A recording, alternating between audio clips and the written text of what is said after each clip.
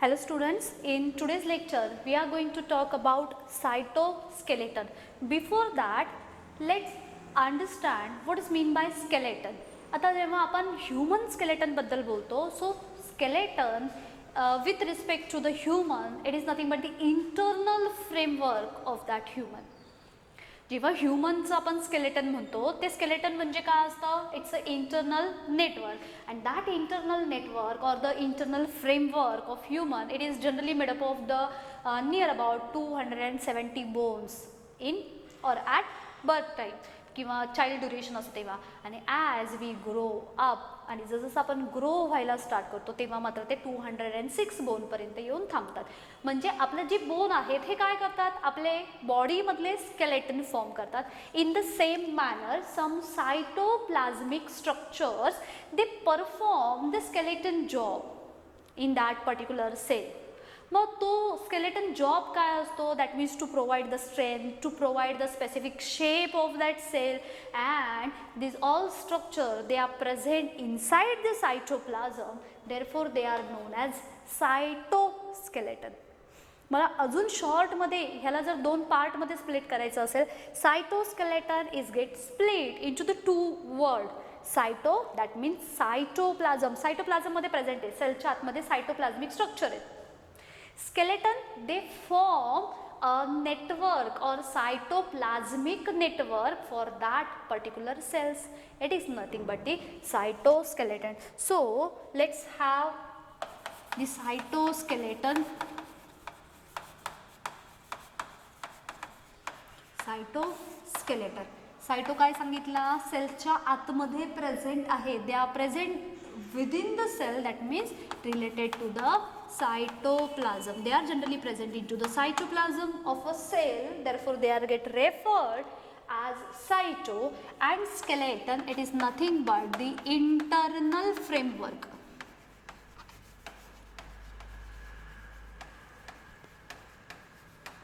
So असे जे structure आहेत त्यांना आपण काय म्हणणार, it is called as cytoskeleton.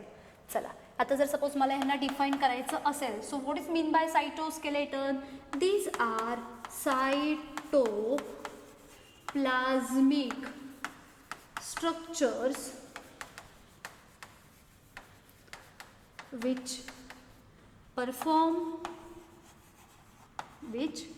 performs the skeletal job in that particular cell. ज्या कोणत्या सेलमध्ये असेल तो, इन दॅट पर्टिक्युलर सेल. मग कोणत्या टाईपचा जॉब असतो, that skeletal job it could be in the to provide the strength of a cell. Either it could provide strength of cell or they also provide the shape of a cell. Generally they are present in cytoplasm and hence named as cytoskeleton. आहे ना simple. काय सांगतो आपण, सायटोस्केलेटनचे दोन part.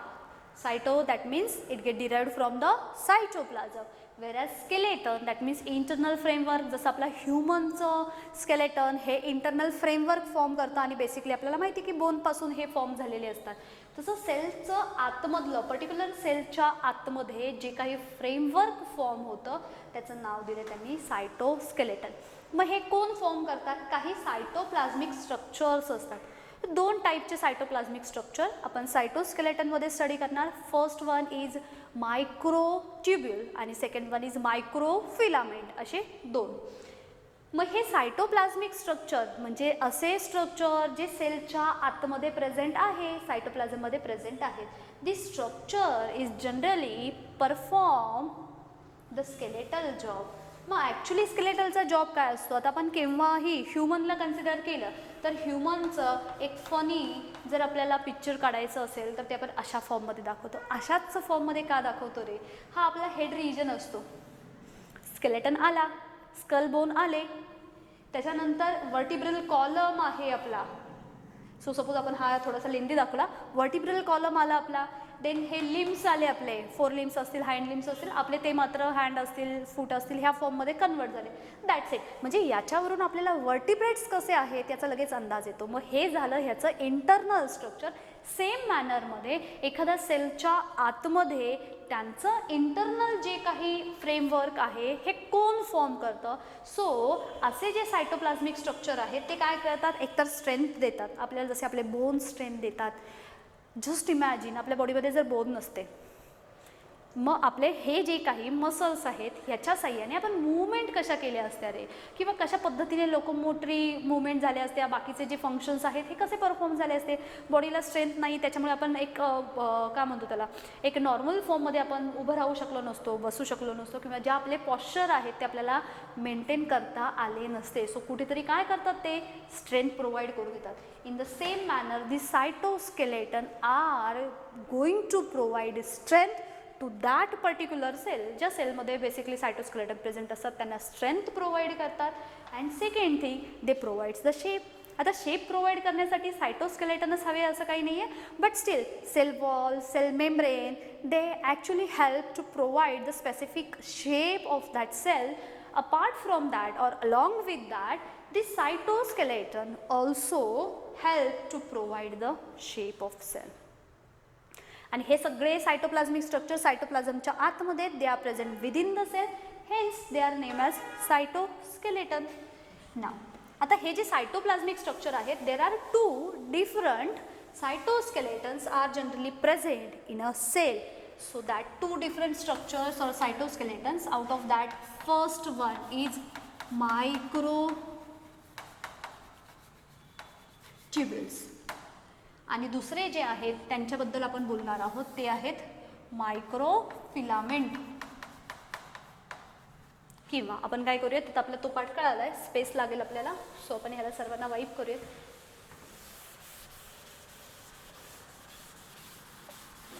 छोटासा short part आहे हा सायटोस्केलेटनचा, easy.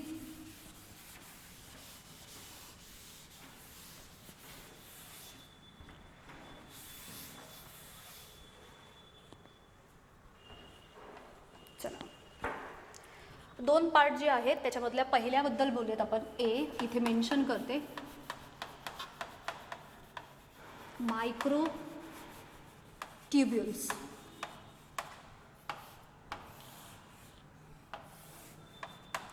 Okay, then here we are going to see that second cytoplasmic structure known as microfilament.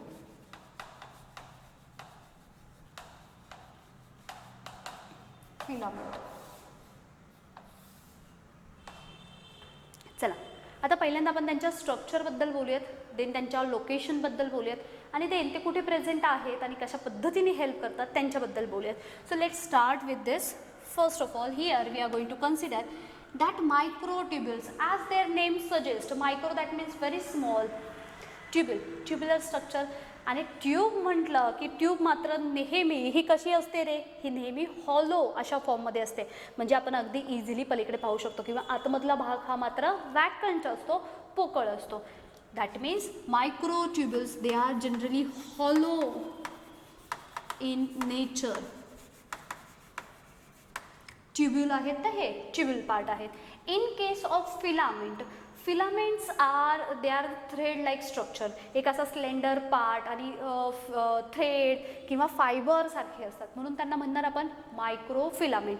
मग आता हे जे काही थ्रेड लाईक किंवा फायबर सारखे पण स्मॉल स्ट्रक्चर आहेत जे मायक्रो फिलामेंट आहेत, स्ट्रक्चरली हे जर हॉलो असतील तर हे मात्र सॉलिड रॉड लाईक स्ट्रक्चर असतात. हे जरी फायबर असले तरी ते फार स्ट्रॉंग असतात. काम काय करणार आहे, ते स्ट्रेंथ प्रोव्हाइड करून देणार आहेत की नाही. मग अगदी छोटासा जरी थिन थ्रेड असेल तरी सुद्धा तो कसा असतो, स्ट्रॉंग, सॉलिड, रिजिड असतो. So it is solid rod like structure. हे कसं झालं आपलं, सॉलिड, स्ट्रॉंग अशा पद्धतीने झाले. आता बोलूयात आपण हे कशाने फॉर्म झालेले आहेत ते. In case of microtubules, they are get formed by protein named as tubulin protein. Proteinचं name.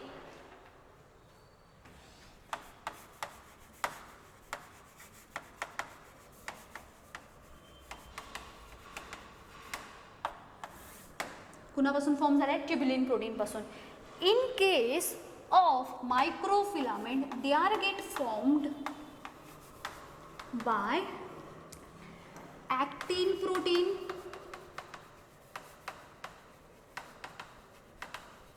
and some myosin protein.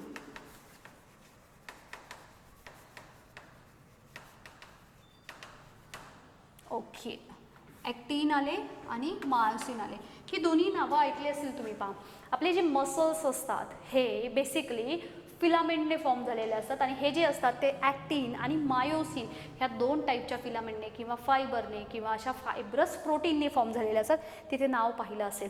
म्हणजेच हे मायक्रो फिलामेंट स्ट्रक्चर आहे हे अशा सेलमध्ये दिसतील की त्या सेल्स बेसिकली आपल्याला मसल सेल्समध्ये प्रेझेंट असलेल्या दिसतील. सो ज्या मसल सेल आहेत त्या मसल्समध्ये प्रेझेंट असणाऱ्या सेल्सच्या आतमध्ये सायटोप्लाझममध्ये असं थीन थ्रेड लाईक स्ट्रक्चर दिसेल, त्याला म्हटलं आपण मायक्रोफिलामेंट. आता बोलूयात आपण त्यांच्या लोकेशनबद्दल. So location where they are present. आता जर सपोज ह्यांना मायक्रोट्युब्युलला कन्सिडर केलं तर ते कुठे कुठे प्रेझेंट आहे त्याची लिस्ट बोलूयात. They are present in cilia, they are present in flagella, they are present in certain basal bodies or basal granules. They are also present in spindle fiber. They are present in aster rays. They are present in centrioles.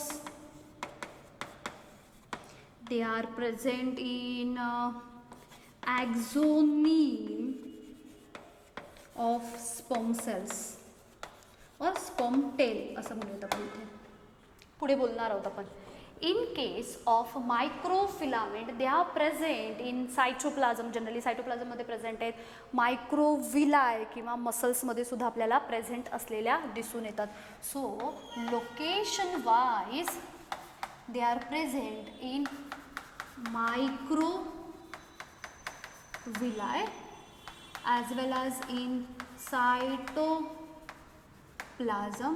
and microvilli झाले, cytoplasm झाले आणि आपले muscles cells or in muscles.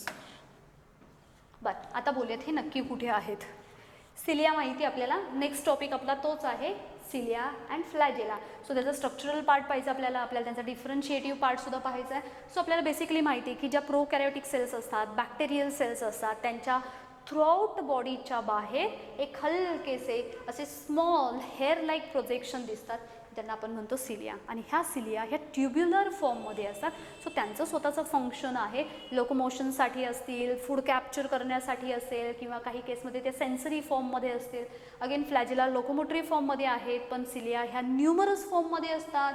फ्लॅजेला जर पाहिल्या तर ह्या मात्र few फॉर्ममध्ये असतात, म्हणजे 1, 1, 2 सर्टन फ्यू काउंटेबल फॉर्ममध्ये असतात. सो दोन्ही पण कळाले. बेसल ग्रॅन्युल सायटोप्लाझममध्ये बऱ्याचशा अशा छोटे छोटे काही ग्रॅन्युल फॉर्ममध्ये बॉडीज प्रेझेंट असतात. बेसल ग्रॅन्युल झाले. स्पिंडल फायबर सेल डिव्हिजन होत असताना आत्ता जस्ट आपण क्रोमॅटिनचा पार्ट संपवला तेव्हा आपण सांगितलं की सर्टन काही फेजमध्ये काय होतात रे, सेंट्रोमियर इट इज सेंट्रिओल्स हा वेगळा. जो क्रोमोझोमचा मधला सेंटरचा पार्ट असतो centromere, it get pulled off or certain times it get push towards the त्यांचा जो पोलचा रिजन असतो तो.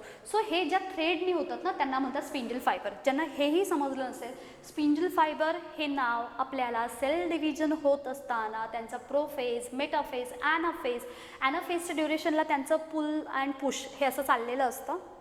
सो देन फर्दर जाऊन त्यांच्यापासून 2 वेगवेगळ्या डॉटर सेल्स बनतात, ज्याला आपण टिलोफेज म्हटलं होतं. स्पिंडल फायबर तिथे आला. ॲस्टर रेज आपण जर सपोज सेल कन्सिडर केली तर तिथे सर्वात वरच्या भागाला तिथे सेंट्रिओल्स प्रेझेंट असतात आणि त्यांच्यापासून ॲस्टर रेज निघालेले असतात. एक रफ काउंट म्हणून आपण असं कन्सिडर करूयात. हे इथे आपल्याला ही अशी काहीतरी एक बॉडी दिसते, हे बाहेर पडलेले ॲस्टर रेज असतात आणि centrioles. Basically this centrioles are present in eukaryotic sale.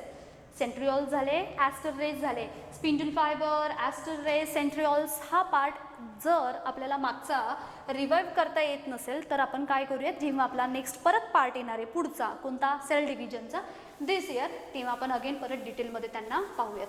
हे रेज होते tubular structure, centrioles tubular structure, axoneme of sperm tail. आता स्पर्मचं स्ट्रक्चर म्हणजे जर आपण जनरली दाखवलं तर त्यांचे एक हा वरचा हेड रिजन असतो, त्याच्यानंतर हा एक नेक रिजन असतो, त्याच्यानंतर हा मिडल रिजन असतो आणि मिडल रिजनपासून परत पुढे ॲक्झिल फिलामेंटच्या नंतर पुढे असं टेल लाईक स्ट्रक्चर असतं. सो हा जो काही त्यांचा पार्ट आहे स्पर्म टेलचा, तर त्या ॲक्झोनिम रिजनला त्या पर्टिक्युलर पार्टला तिथे सुद्धा ट्युब्युलर रिजन प्रेझेंट असतात. खूप स्मॉल असतात ते. ही स्मॉलेस्ट सेल आहे आपल्या बॉडीमधली साईजनुसार जर पाहिली तर. आणि लार्जेस्ट सेल जर आपल्याला कन्सिडर करायची असेल, नॉट लॉंगेस्ट, लार्जेस्ट असेल तर ते ह्युमन एग आहे म्हणजे ओवम आहे. मग विचार करा तुम्ही, तो स्पर्म मिलियन्स ऑफ स्पर्म हे रिलीज केले जातात, millions of billions of 400 to 500 millions. मग त्या एका स्पर्मची साईज किती असेल, त्या टेलची ती जी काही टेल असेल त्याच्यामध्ये ट्युब्यूल किती असेल. सो हे मात्र स्ट्रक्चरली स्मॉल असतात म्हणून त्यांना म्हणणार आपण मायक्रोट्युब्युल्स.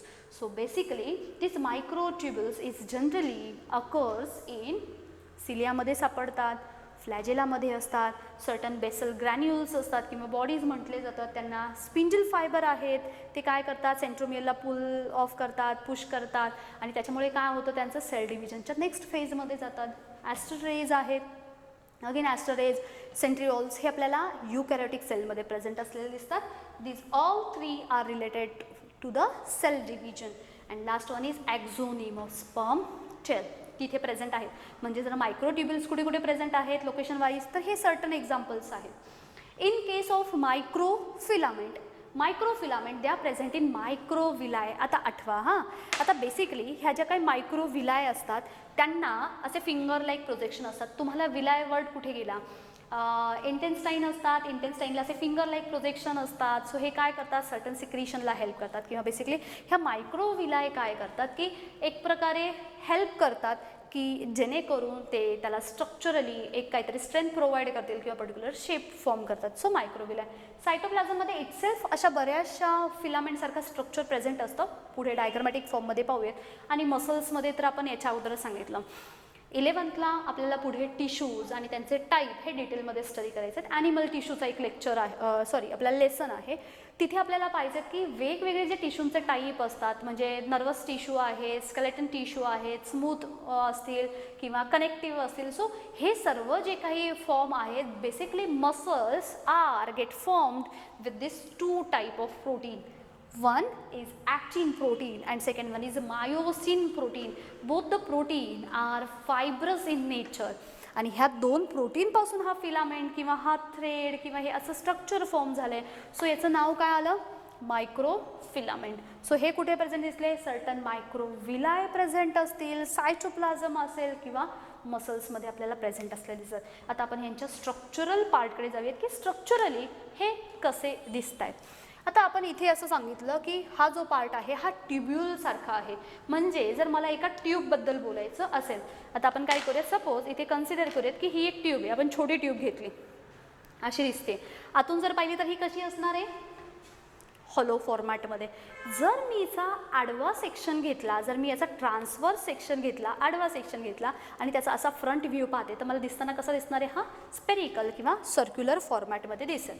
सो आपण त्याचं स्ट्रक्चर पाहूयात. ओके,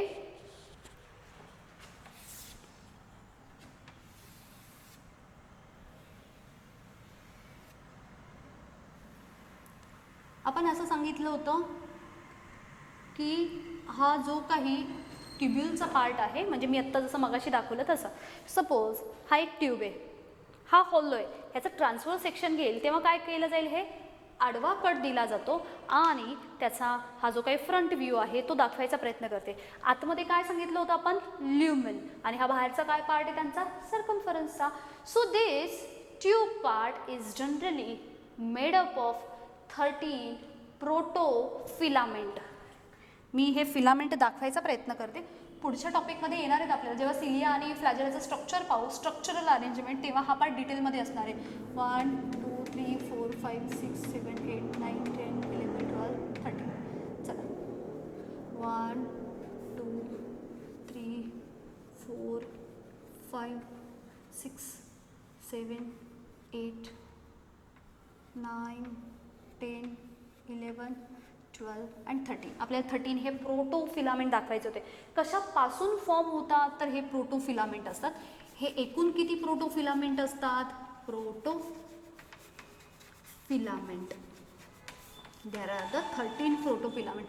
हे असेच का, अरेंजमेंट कशी, काय, कसं, हे सर्व पार्ट आपण जेव्हा नेक्स्ट लेक्चरमध्ये सिलिया आणि फ्लॅजेलाचं स्ट्रक्चरल स्टडी करणार तेव्हा हे टॉपिक आपल्याला येणार आहेत.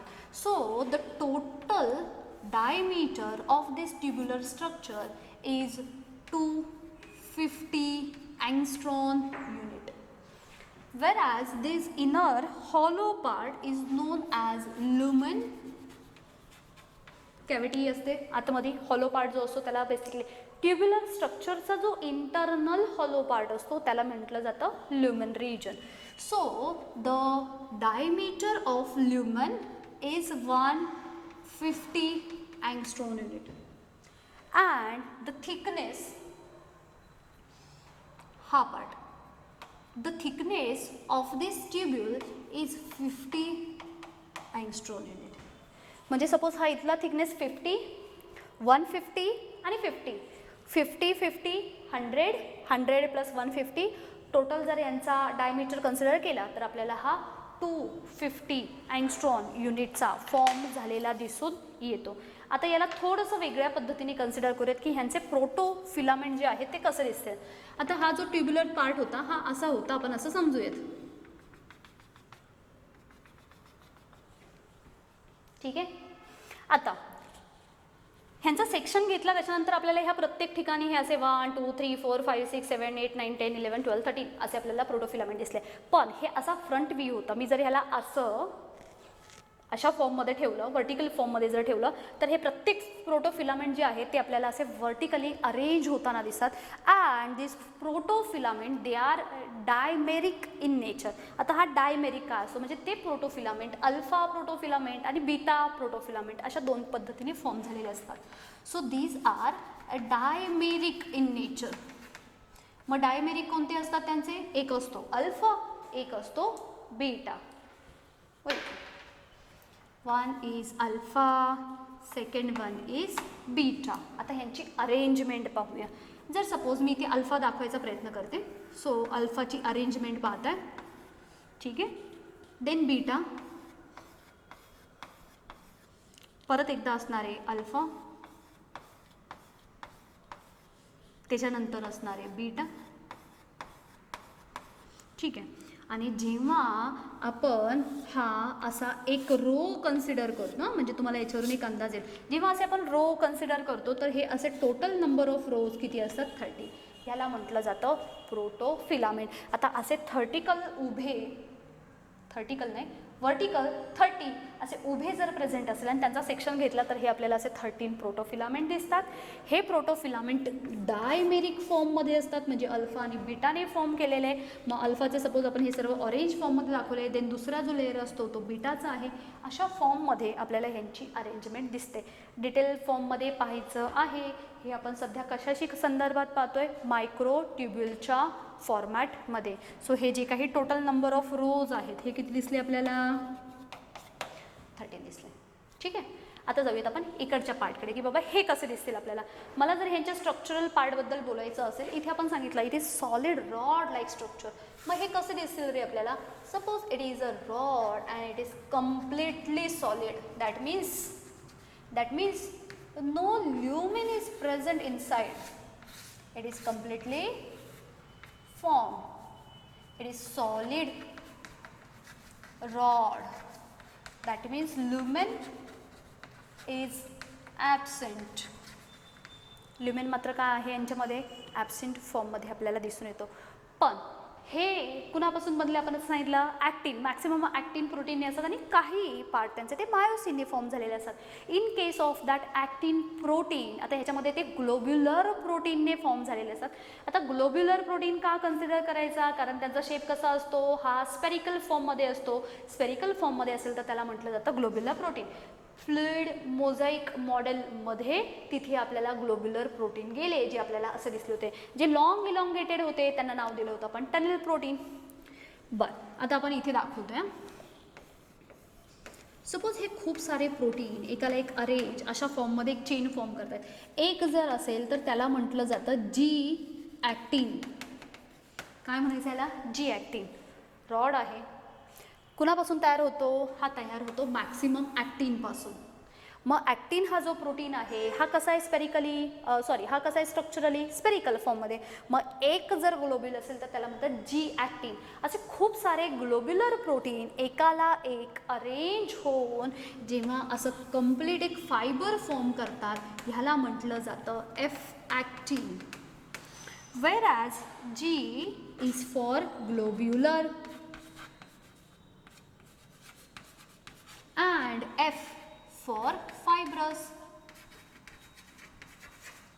हे मात्र काय आहे फायब्रससाठी. म्हणजे हे कसे फॉर्म झालेत एक स्ट्रक्चरली आपल्याला अंदाज येण्यासाठी, आणि हे कसे फॉर्म झालेत यांना इथे कन्सिडर करतोय.